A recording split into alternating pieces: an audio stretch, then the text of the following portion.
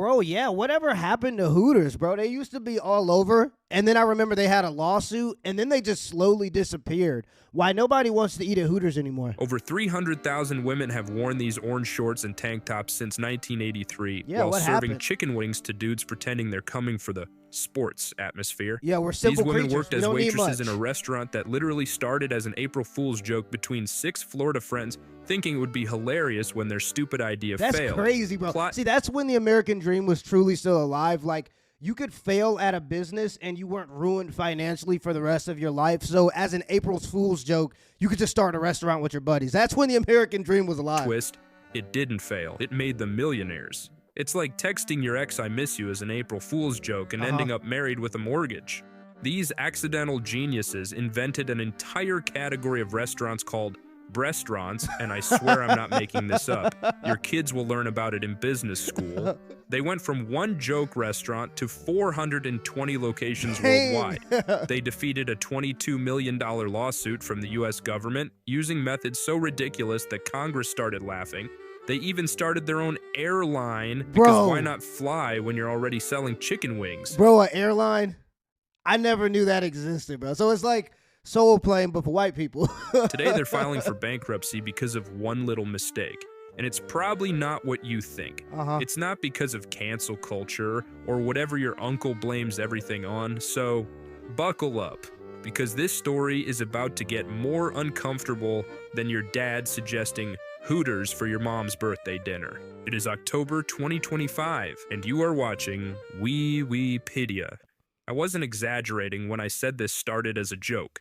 6 friends in Clearwater, Florida with 0 restaurant experience filed incorporation papers on April Fool's Day, 1983. That's actually surprising because restaurants are a really hard business to get into. Like, a lot of people think if I get a bunch of money, like, restaurant is one of the first things people think of, but it's actually a really hard business. Like, you got to think about it. You got to bring in the right inventory. You got to keep the inventory fresh. The inventory goes bad, so you got to sell it by a certain time. And then you got to make sure everything is clean and up to certain standards. Restaurants are really hard businesses, and they usually fail. And I think the reason why a lot of them fail is because there are a lot of people that can cook really well, and their food does taste good, but unfortunately, having good food isn't enough. You have to be really good with management and business to have a restaurant. They literally chose April 1st because when it failed, they could say, "It was just a prank, bro."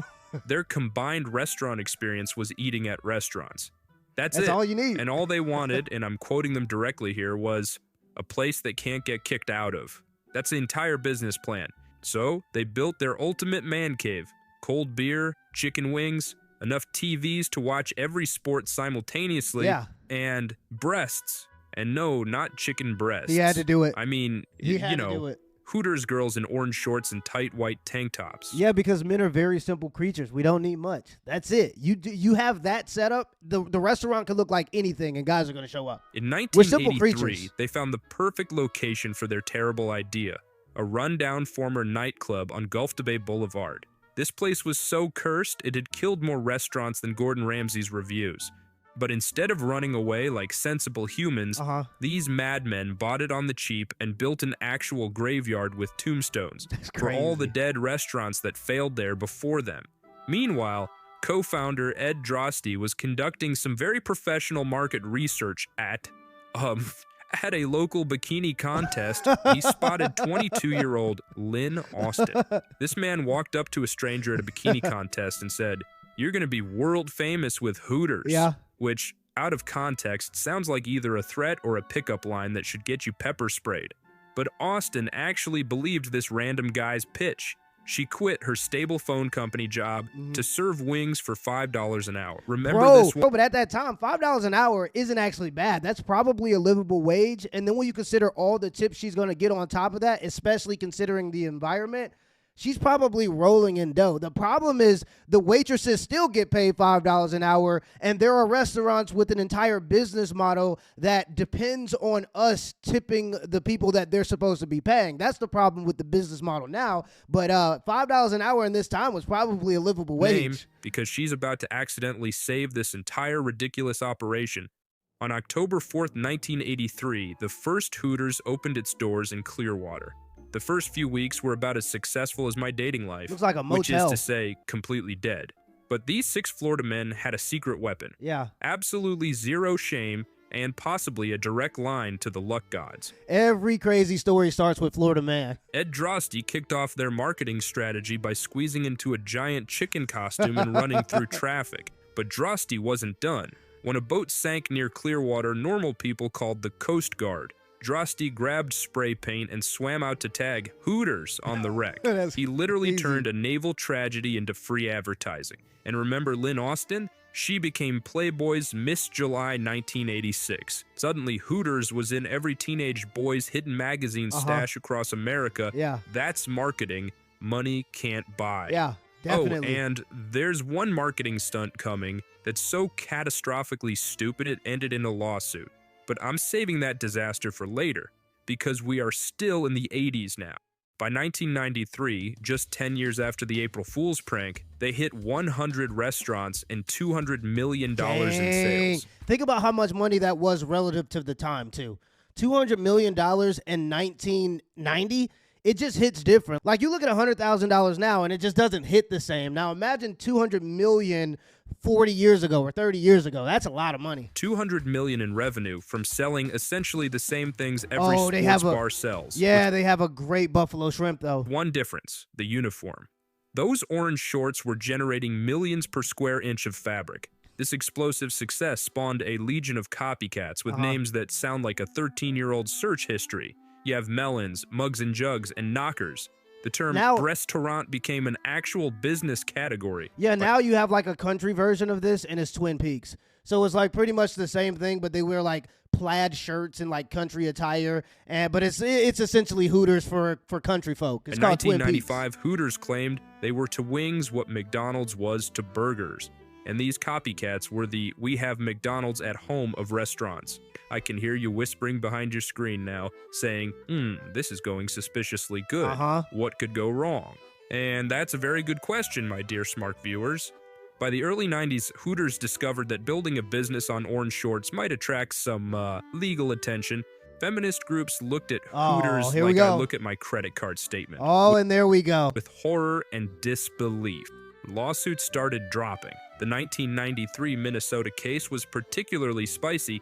3 ex-waitresses claimed the work environment was more hostile than a Twitter comment section. Well, yeah, these feminists would be disappointed, especially if you consider the things that women on Twitter nowadays would be cheering for. But they obviously didn't say anything about Twitter because Twitter didn't exist at this time. Without getting my video demonetized, let's just say the workplace culture needed adjustments. Their attorney demanded Hooters change its name and cover up its servers. You're basically asking them to delete their entire business model. Yeah, what are we here for? There was once a time when America was fun, and because America was so fun, other places wanted to replicate what it meant to be American because they seen that we were having so much fun. But then somewhere along that line, we let losers get too much power and too much say into what goes on in the country. And if there's one thing about a loser, is that they want to see everybody else lose too. These lawsuits were just the tutorial level. The main course of legal disaster was about to be served by the actual U.S. government. The bigger war was with the U.S. EEOC.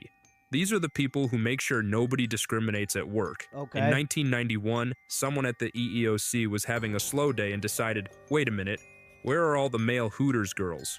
Hooters had this crazy policy where men could be cooks, managers, bartenders, but not Hooters girls. Yeah, so if you want some easy money, just go sue the WNBA. Like, why can't I slap on a wig and drop 40 points a game? Are we going to start requiring that strip clubs hire men? Like, there are just some aspects in life that are not meant to be inclusive, and this is a very simple business model. It's like if I wanted to go to Dick's Sporting Goods, I'd go to Dick's. I wouldn't go to Hooters. I want to go to Hooters to see women. Yeah, dudes will pay 200% more for regular food in order to be with attractive women and to drink beer. Yeah, so basically they discovered the business model of a nightclub. The business model that nightclubs have been exploiting for like hundreds of years. Which, given the name, seems obvious. Like it's literally called Hooters Girl, not Hooters Person. But the EEOC wasn't having it. After 4 years of investigation, 4 years of your tax dollars investigating orange shorts, they declared in 1995 that, and I quote, no physical trait unique to women is required to serve food, which is true.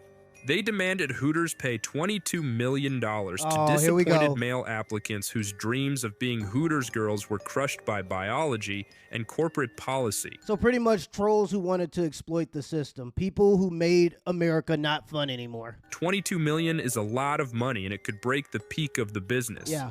Well, let me explain how they turned getting sued by the government into their best marketing campaign ever. Instead of quietly settling like a normal company, Hooters spent $1 million on what I can only describe as the greatest comeback in corporate history. They hired a burly, hairy dude named Vince and put him in the full Hooters girl uniform. Then came Operation Save Our Jobs, which... You know what's crazy is nowadays people would cheer this on. They'd say trans women are real women, and we cheer this on because you're empowering trans people. They wouldn't even get the gag joke. Sounds like a military operation, but was actually 100 Hooters girls invading Washington, D.C. These women were handing out free food to anyone with a pulse and a press badge. Fight the power. Public opinion did a complete 180. The EEOC went from righteous defenders of equality to the fun police trying to put hairy men in short shorts. By 1996, the EEOC basically said, you know what, never mind, and moonwalked out of the courtroom. They dropped everything. They entered the 2000s like a champion boxer who just won by punching the referee himself.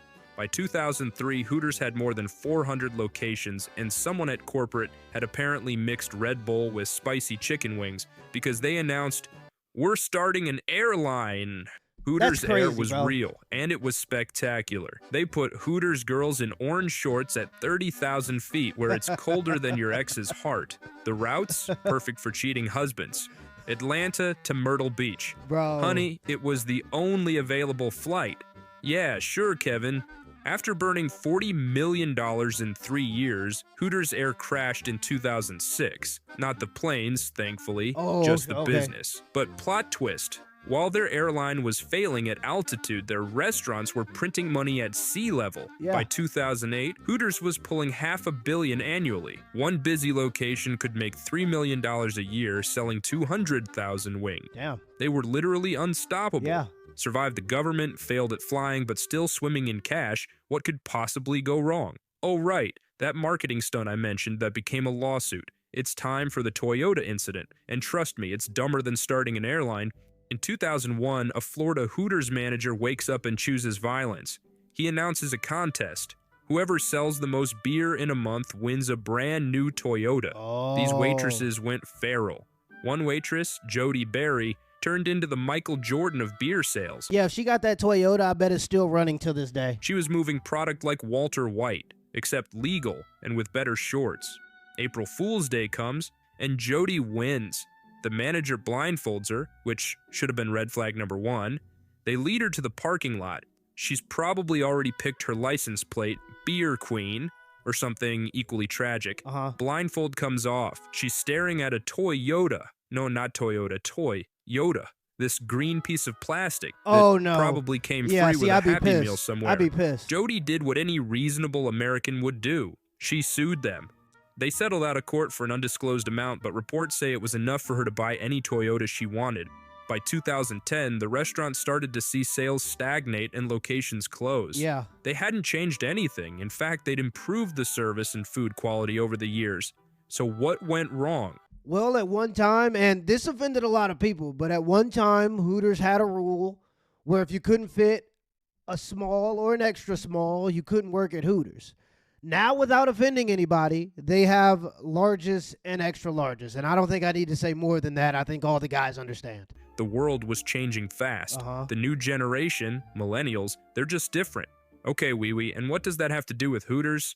Well, I'm trying to keep this family friendly, but there's no other way to say this. Let me tell you about a certain adult website that rhymes with corn tub. This totally legitimate research website released data showing that people ages 18 to 24 were searching for, let's say, chest content significantly less than older generations. Well, yeah, and especially for now, I know Gen Z just doesn't drink as much alcohol. They're a lot less social.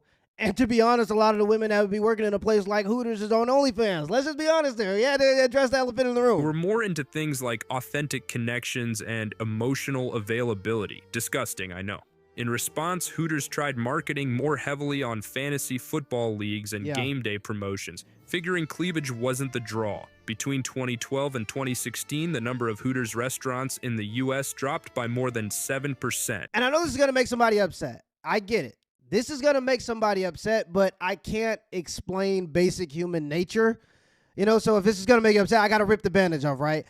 I think what's more important than all of the other factors they've talked about so far is the fact that not only did the quality of wings decline, but the quality of women also decline. Now, I know that's going to make somebody angry, but I'm just talking about basic human nature here. All I'm saying here is if the wings get smaller, the thighs can't get bigger. If I order boneless wings that are too expensive, the person bringing them out can't look like a boneless wing, if you get what I'm saying. And I understand that's going to make somebody angry, but it is still basic human nature, and I think that that's probably the number one factor. It seemed like the quality of women declined. I think if the quality of women was still high, Hooters would still exist. But the problem is they spread too far, they spread too fast, and then the quality of women they were hiring started to decline because everybody wanted to be inclusive. There was a time when Americans understood that everything isn't for everybody, and then it became a time where everybody wanted to be included into everything, and that was the only way things could operate. And it kind of took the fun out. And same-store sales flatlined harder than my heart rate during cardio. Yeah. Desperate times called for desperate measures. Hooters tried everything. They modernized the decor. They added salads to the menu. Yeah, oh, salads at Hooters. That's like adding a library to a nightclub. Yeah, that's like going to a hooker for a hug. It's like either you do it or you don't. In 2017, they launched Hoots. And no, I'm not making this up. Hoots was Hooters without the Hooters. Yeah, that's a Both hellscape. men and women wore normal t-shirts and khaki shorts. Nobody wants this. Who asked for that? But trust me, it gets even more desperate from here. In 2021, after years of trying to appeal to families and women, Hooters management had a meeting where someone said, you know what? Let's do the exact opposite of everything we just tried.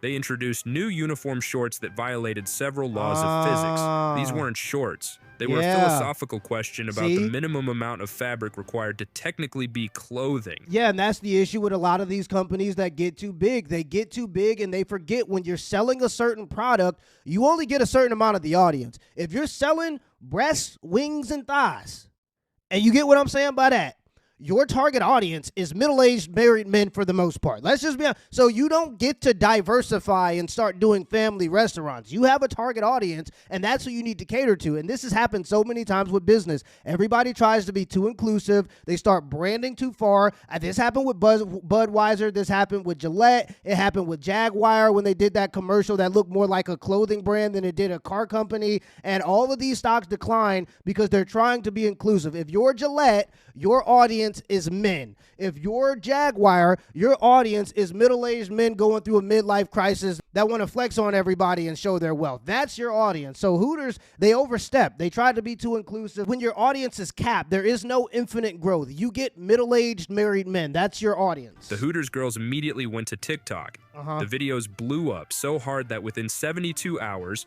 Hooters announced the new uniforms were optional. Yeah, you could just not work there, yeah. While Hooters was having their fabric shortage crisis, Buffalo Wild Wings quietly stole their crown as America's wing champion. How? By using this revolutionary business strategy called selling good wings. That works too. So here we are, 2025, and America's Gen X beloved Hooters is filing for bankruptcy. How did we get here? Surprisingly, the big reason is not what we mentioned before, although that played a role. The real villain? Private equity. Let me explain private equity like you're 5. Imagine your lemonade stand makes $10 a day. Private equity comes in, buys your stand with borrowed money, then makes you pay back that loan from your $10. Now, you're making $10 but owe $15. Yeah. Congratulations, you're broke, but they're rich. So you have to expand forever. Private equity does ruin a lot of things. That's private equity. In 2019, they blessed Hooters with $376 million in debt. Damn. Debt from literally just existing under new ownership. Yeah, that's a lot of hot wings. Then inflation showed up like an uninvited relative. Wings became more expensive than therapy. Yeah. Beer prices jumped higher than a cat seeing a cucumber. In early 2025, exactly after their 42nd anniversary, Hooters filed for Chapter 11 bankruptcy. Happy 42nd anniversary, here's your bankruptcy papers. Now, Chapter 11 isn't we're dead bankruptcy, it's give us a minute to figure this out bankruptcy. Well, the reason why these options exist for these types of businesses, they do that because they want the money back. And they understand if they just shut down your business because of the bankruptcy, then they're never going to get the money back. So they have these rules in bankruptcy where they give you a little bit of time because they know the only way you're going to make that money is if your business keeps running. Because if the business shuts down, they're never going to get that money. Think of it like hitting pause on a video game when you're about to lose.